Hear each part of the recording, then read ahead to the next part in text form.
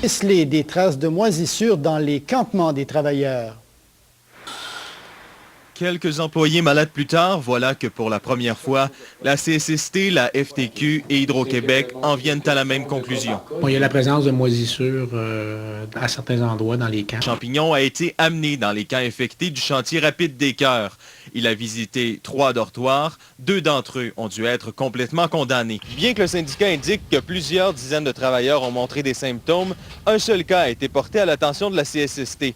Cette personne est en arrêt de travail depuis plusieurs semaines et elle n'a toujours pas été indemnisée. François Cormier pour le réseau TVA. Des Cœurs, le camp Flamand, c'est en Haute-Mauricie, donc les employés ne peuvent pas revenir chez eux pour coucher, donc doivent dormir là-bas. Et là, ça posait un problème. Alors, ce qu'Hydro-Québec a décidé de faire, c'est d'amener 5 dortoirs qui vont servir à remplacer les 2 autres en attendant qu'on fait l'inspection de tous ces dortoirs-là. Alors, ça va régler le problème, un problème qui était quand même important. Et on peut écouter 2 de ces travailleurs qui, justement, avaient évoqué les problèmes. Il ne faut pas arriver et se présenter pour aller rester dans des campements que ça fait déjà 4-5 ans que ça roule d'un bord puis de l'autre, puis que c'est trimballé, puis dans la pluie, tout le monde est resté là, puis il y en a qui ont été malades là-dedans, puis c'est tout sur le tapis là-dedans. Hein? Ben, moi, ça me donne raison, dans le fond, que depuis le début que je me bats pour ça, pour lui dire qu'il y avait un problème, puis que c'était pas bon pour ma santé à moi, puis ni pour la santé des travailleurs.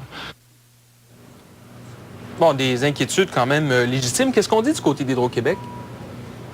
Alors, évidemment, c'est la CSST qui a fait fermer les dortoirs. Alors, du côté d'Hydro-Québec, on veut remédier à la situation. On veut vraiment que les employés puissent avoir confiance dans les installations. On peut écouter un porte-parole d'Hydro-Québec.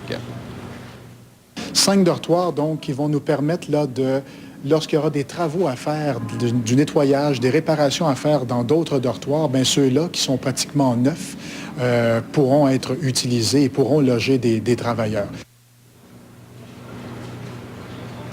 Alors donc, Hydro-Québec a 5 semaines justement pour vérifier tous les dortoirs, les 55 dortoirs. Merci, Richard. Merci beaucoup.